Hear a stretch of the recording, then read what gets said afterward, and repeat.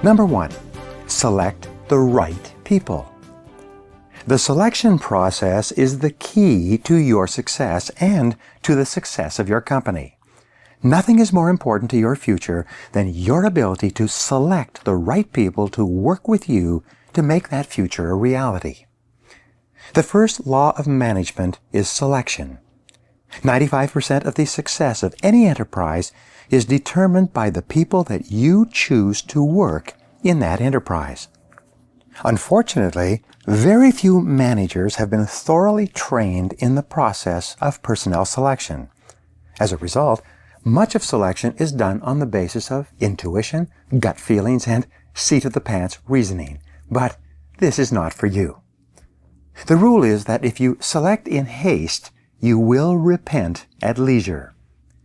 Many of your worst problems in business come from having hired a person too quickly, and then you're having to wrestle with the decision and deal with all the problems that came along with it.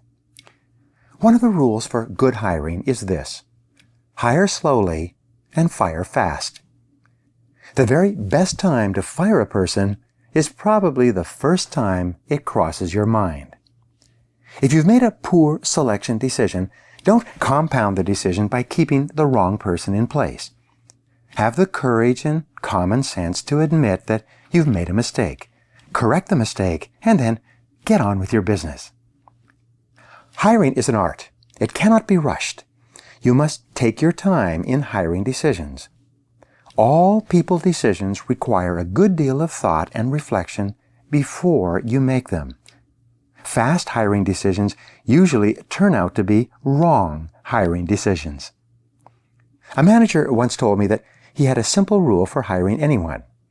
Once he had decided upon the candidate, he waited for 30 days before he made the final offer. He found that the very act of delaying a hiring decision made it a vastly better decision when he finally came around to it. You should try this if it works for you.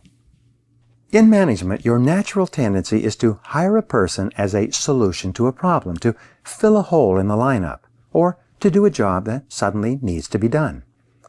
This is like grabbing a bucket of water and throwing it on a fire. Sometimes, if you're not careful, the bucket turns out to be full of gasoline, and the situation you created can be worse than the situation you were trying to correct.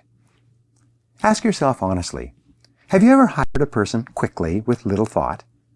How often have you had problems as a result? Now, there's nothing wrong with making a mistake as long as we learn from the mistake and don't repeat it. Poor selection is very expensive.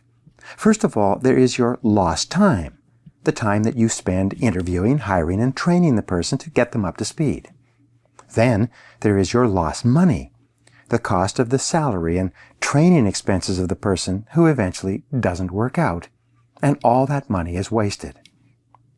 Finally, there is your lost productivity, while you are busy finding a replacement for the person that you shouldn't have hired in the first place. The rule is that it costs about 3 times a person's annual salary to hire the wrong person and then to have to replace them. For example, if you hire a person for $50,000 a year and the person doesn't work out, the overall cost to you and the company will be about $150,000. It therefore behooves you to think carefully before you bring a new person on board. Sometimes the best hiring decision you ever make is the one where you decide not to make it in the first place.